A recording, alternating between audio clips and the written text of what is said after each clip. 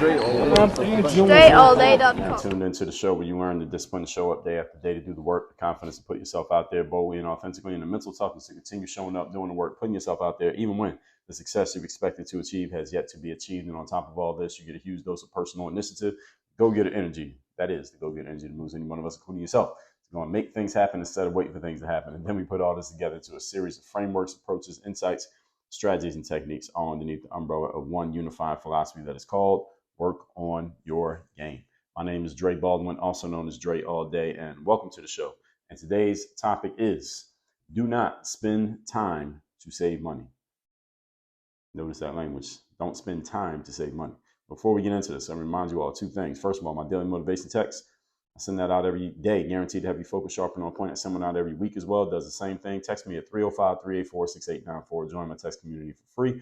And when those messages start sending again, then you'll be getting them straight to your phone. And we got some other amazing things coming to people in my text community very soon. So I would suggest you get on if you know what I know. Secondly, Work on Your Game University.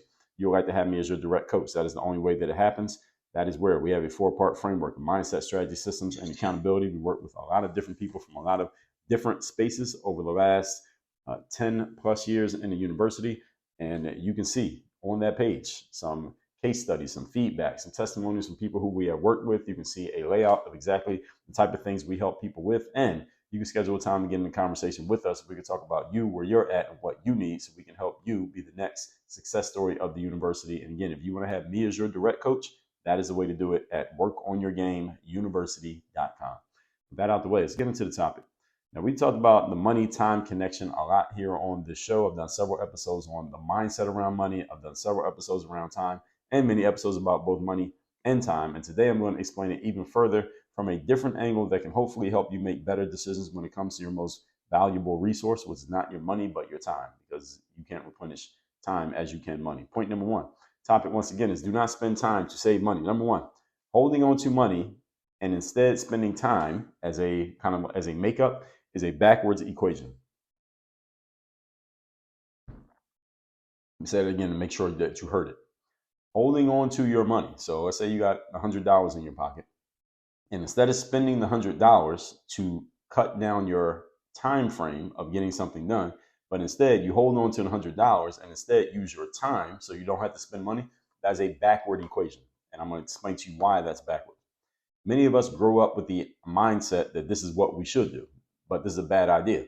And the reason why what many of us grow up with as a mindset is a bad idea is because most people are average. Most of our parents had average mindsets. Now, some of you may be exceptions, but I said most. So it may not be yours, but most people grew up with a very average mindset because just selected at random, most of us end up average. All right? This is just pretty much how it works.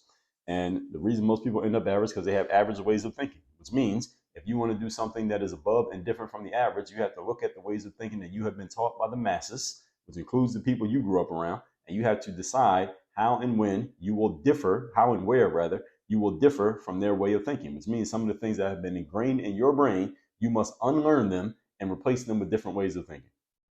This is mentally uncomfortable for people, and this is the reason, this is the reason why people like me exist in the marketplace, to help you unlearn some of the nonsense that you've been taught, even by people who had positive intentions. Everybody catch what I just said there? Many of us grow up with this mindset that this is what we should do. Again, it's a bad idea, and it's a reflective of a poor money mindset. And if you have a poor money mindset, let me tell you where you got it from. You usually inherited it from whoever raised you, which is usually most people is their parents or some family members. I talked about this in episode number 2214, how your poor money mindset is keeping you broke. All right, this is what happens. Your poor money mindset will keep you broke. It will make you broke and it will keep you broke.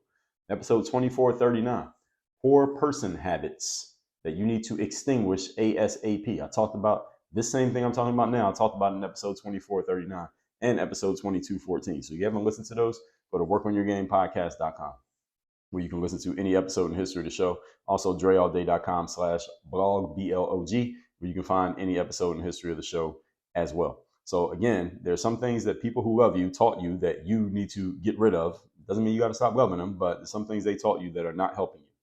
And it's your job to figure out what they are. And I can help you with that too. If you're in the university, I'll help you with that immediately, because they'll be obvious what those are, because they're reflective in your actions. They're also reflective in your words.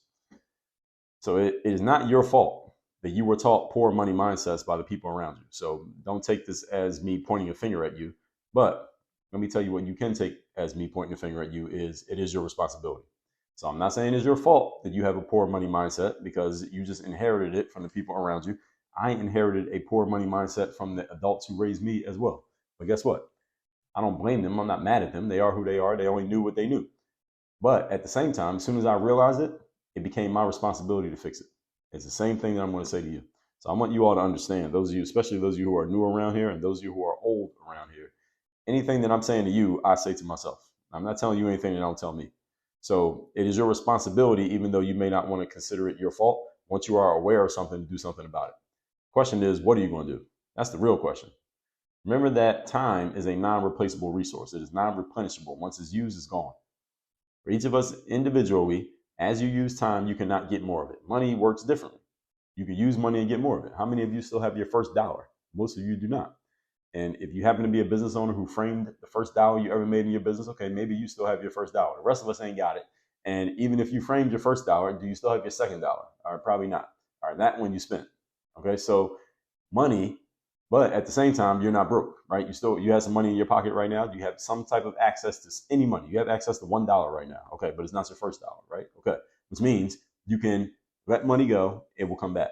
You let money go and get new money. But you cannot let time go and get new time. There's no such thing. You got as much as you have a certain time clock of time available for you in life. And when it's gone, that's it. All right, the last 6 minutes and 47 seconds that I've been recording here, once those 6 minutes are gone, you can never, ever, ever get those 6 minutes back. That just passed. Whatever you were doing during that 6 minutes, and most of you are doing things other than just listening to me while you're listening to this, right? So whatever you were doing, you'll never get those 6 minutes back. That's the way time works. Money does not work like that. You can spend $5, you can make $10 tomorrow. You can spend $100 today, make $1,000 tomorrow. So you can use money and get more back. Time goes at a steady pace. Money you can use up a lot, get more of it, even more than you used as quickly as it was consumed.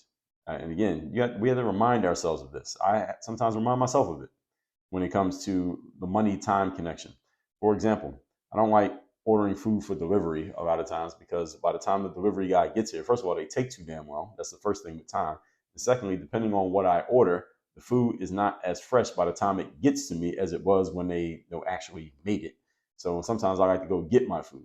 Now, what's the difference between me getting it and getting delivery? Well, at least I don't have to make 4 or 5 stops at other places before I get to my house like the delivery driver does. And I can get there right on time when the food is ready or be waiting for it to be ready, unlike the delivery driver who's running around making deliveries and my food might be sitting at the restaurant ready to be picked up, but the delivery guy hasn't gotten there yet. And I usually just don't like ordering delivery, just for those reasons.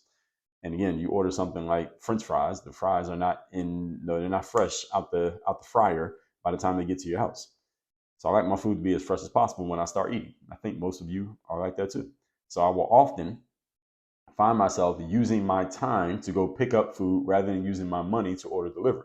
But depending on what I order and where I order from, I'm trying more places out now. I'm trying this more. I've been using more Uber Eats and DoorDash and stuff. I've been trying these things out now, just trying to get myself into a different mindset.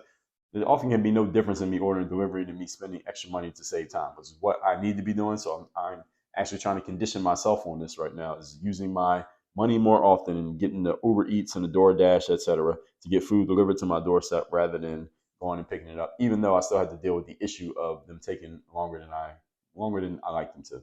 Point number 2. Today's topic, once again, is do not spend time to save money. Number 2, when you can use money to buy time, do it. That's point number 2. Point number 3. No, I'm joking. All right, point number 2. Let's talk about it more. But this is point number 2. When you can use money to buy time, do it. Money can be replenished. You cannot replenish time. All right, every one of you probably let's go back to, what year is it? It's 2024 I'm recording. Let's go back to 2018. All right, think about the money you made in 2018. Do you still have that cash on you right now? Most of you, the answer is no. But you still have some cash on you right now. And when I say on you, I mean you have access to it. You have control over it. So you can replace the money. Now, you just proved it.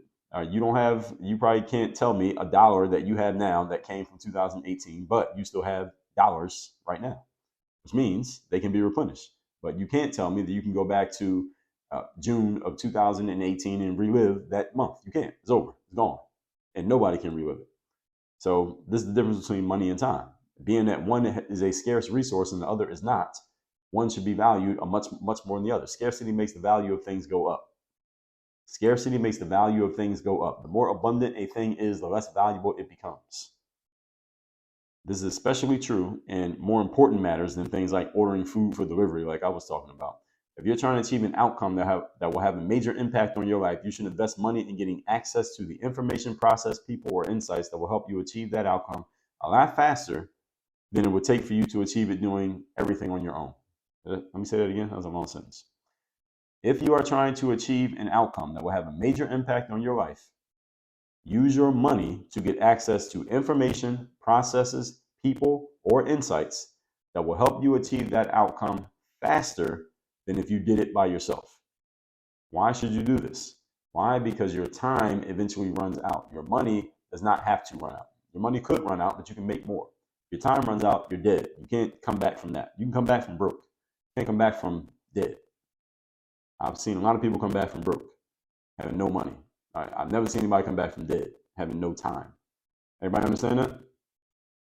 So in this case, we're talking about a significant amount of time. We're talking months and years. I'm not talking about 30 minutes difference in ordering a pizza. We're talking months and years, which are big chunks. The 30 minutes matters too, because those add up to days and weeks and months and years as well. But you get my point here. So you're talking about something that will make a major impact on your life. Wouldn't it be better if you could achieve it in 5 months rather than 5 years? If you could even achieve it in 5 years? See, many people talk themselves into, well, let me do it on my own. If it takes me a little bit longer, that's fine. The problem is, many times, even when you do it on your own, it doesn't take you longer. It takes you forever. You never get it done because you don't know how to do it. This is the reason why I said you're investing in processes, people, and insight. Without those and information, without those, you can take as much time as you want. You still won't solve the problem because you don't even know what to do. So many people delude themselves into thinking, okay, well, I want to hold on to some of my money, so let me just figure it out on my own. The problem is you can't figure it out on your own because you don't have the right information. You don't have the insight into discerning which is the right information. You don't have the right processes and you don't know the right people. So no matter how long you try and do it on your own, you can take 10 years. You're not going to resolve the issue. You're not going to solve the problem. You don't know what you're doing. So sometimes we just have a knowledge gap. We have an ignorance gap. Ignorance simply means to not know something. And you want to use your money to solve those gaps. Don't try to figure everything out on your own. There's no need to do that in this interconnected world where we have access to more information than we can even consume. Why would you try to do everything by yourself? It doesn't make any sense. I told you collaboration is the name of the game, especially when you're in business, folks. You want to collaborate and use other people's brains. You use them and they will use you. All right, this is a symbiotic relationship. Everybody wins this way. So do the math on this, folks. How much money is a year of your life worth in actual dollars? If I had to buy a year of your life, how much does it cost me? Give me a number. Everyone listening to this, I'm asking you a question. If I had to purchase a year of your life, I want to buy you for a year. All right, so think of everything you can't do. I just want to have control over your time over the course of a year. How much does it cost me? How much is it worth? What's a year of your life worth? All right, when you have an answer, if you don't have an answer, do the math on it. And once you have a number, it'll be easy for you to understand why you need to invest money into achieving your most important outcome. So take that number that you came up with. If it takes you 10 years to get to an outcome, 10 years to try to get to an outcome, are you willing to spend any amount less than that in order to get to the outcome? If so, then you should. So if a year of your life is worth $100,000, 10 years is worth $1 million. All right, there's 100,000 times 10. So if someone can help you get to your outcome, it's only going to cost you $10,000. Why would you not do it? Why would you not do it? You just saved yourself $900,000 achieving an outcome in less time. Let's say it'll take you a year. All right, so $10,000 for a year when your year is worth $100,000. So you spent $10,000 to save yourself what? It would take you 10 years, and this program is going to take you 1 year. So you bought 9 years of time for $10,000. And your 9 years is worth $1 million. So what did you actually save? You saved $990,000. Everybody understand my math there? 10 years of your time is worth $1 million. You spent 10,000. So we got to subtract the 10,000 from the million. So now you got 990,000. That's how much you quote unquote made in time. And you're going to achieve the outcome in a year instead of 10 years. That's the math, folks. That's how you do math on what makes sense financially to buy time. Point number 3.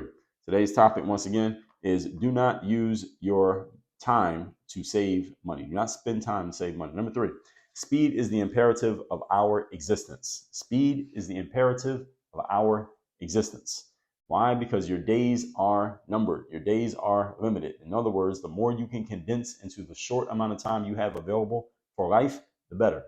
That means the more you actually do, the more you actually live, the more life that you get to live. I told you about this in episode number 2648, how to get more life out of your life. Number one point in that episode is to start doing things fast and now. Speed, speed, speed. I talk about this all the time. When your days are over, that's called death. Or when your money is over, that's just called broke. Or you can come from broke to broke again and back to rich. You can't go from having no time to having time again to having no time to time again. No, it's dead. No time means dead. So I know some people say I don't have any time. I don't mean it that way. I mean when you literally have no more time. That means you're dead. It's over. So the more you can achieve in a short period of time, the better. In nearly every aspect of life, the entity that can move with speed usually wins. Think about that. Think about any aspect of life, the entity that moves with speed usually wins. I've been watching, as of this recording, I've been watching a lot of, actually I started going back and watching like the whole career of this boxer named Roy Jones Jr. Many of you who watch boxing, you know Roy Jones, a very talented fighter. And his number one thing was he was very fast. Now, Roy was not a super technical fighter. Like technically, he made a lot of mistakes. He had a lot of technical deficiencies where he wasn't fundamentally sound in many aspects of boxing. However, he very rarely lost. He only had a few losses on his record in his prime. Nobody could really beat him. And the reason people couldn't beat him is he was too damn fast. He was just too fast. There's another boxer named Floyd Mayweather. I have gone through and watched every fight of his career. And Floyd went undefeated his entire career. And one of the main reasons why, now Floyd was very technically sound. His fundamentals were super, super sound. But also he was extremely talented. Another thing, he was just damn fast. The guy was just very fast. And he would just hit you in ways that you didn't even see it coming, and he would catch you with a punch. Not because he was some kind of magician, because the guy was just so damn fast. He has just very fast reflexes. So in that sport, speed matters a ton, especially when you're going against someone who you're significantly faster than. Same thing in many other sports. Football, a speedy player gets a lot of opportunities. Basketball, same thing. It's a different type of speed, but it all matters. In the animal kingdom, animals that can attack, chase, and evade with speed usually live longer. Isn't that the case? An animal that can attack with speed, not only attack like chasing you down, but also attack as in like, what do they do when they catch you? How quickly do they finish you off? Look at the lions when they attack. The reason the lion is the king of the jungle is because the lion has both speed and power. They will chase you down quickly, they will kill you quickly, and they'll eat you quickly. They do all three. All right, speed. In sports, the faster side often wins. In business, the company that can move and adjust and adapt the fastest usually makes the most money and takes the most market share. Notice this? Speed dominates all of life. And since we all know that we are eventually going to run out of time, each of us faces this reality. Our entire game is over at that point, right? So the more speed you can utilize in getting things done, the more life you can pack into the limited time that you have left. And we want to pack more life into our lives. In other words, we call this condensing our experiences or collapsing time frames. They all mean the same thing. Get more done in less time. And again, folks, let's always remind ourselves as often as you can that you have no idea how much time you have remaining. Most of us don't, unless you went to a doctor and they told you you got 6 months to live, something like that.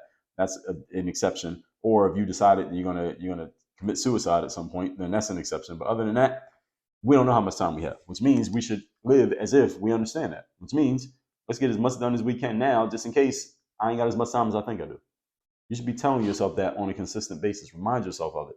All that said, let's recap today's class, which is do not spend time to save money. We talked about the money-time connection a lot here on the show. I'm going to explain it even further again here today. Number one, holding on to money and instead spending time is a backward equation. All right. Many of us grow up with this mindset that this is what we should do. This is not what you should do.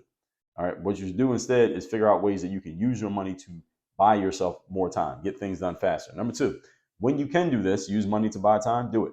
Anytime you see an opportunity to use money to buy time, do it. This is a change in mindset that many of us need to make. And again, many of you, if you grew up anything like me, you had to condition yourself to think in this way, which is different than the way you were taught to think. And again, this is the reason why you need to do it, because this discomfort is going to make you better. To understand that you should use your money to buy time, I just explained to you logically and rationally why it makes sense. If this doesn't make sense to you, tell me why. I think it makes sense to everybody. So if this is not your normal mode of thinking, then change it. All right, change the right type of change leads to breakthroughs. And number three, speed is the imperative of our existence. All right, the king of the jungle is the lion. Why is the lion the king of the jungle? Because of the speed in which they catch you, chase you, kill you, and eat you. Who's the speed? Who's the king in the air? It will usually be something like an eagle or a falcon or a hawk. Why? What are the key things about them? Speed and how they hunt you down, catch you, and kill you. Who's the king in the ocean? Usually the shark. What does the shark do? Speed. All right, they catch you and they kill you. All right, notice that you see these things are common. Over and over and over again, the most successful are those who can do things with speed. They make things happen faster than everybody else does. All that said, folks, text me, see you in my community. My number's down below in the description. Work on Your Game University. That is the place where you can get coached by me directly. You can have me as your direct personal coach with whatever you're working on, wherever you want to go. Let me help you directly get there. WorkOnYourGameUniversity.com. Work on your game. Dre, all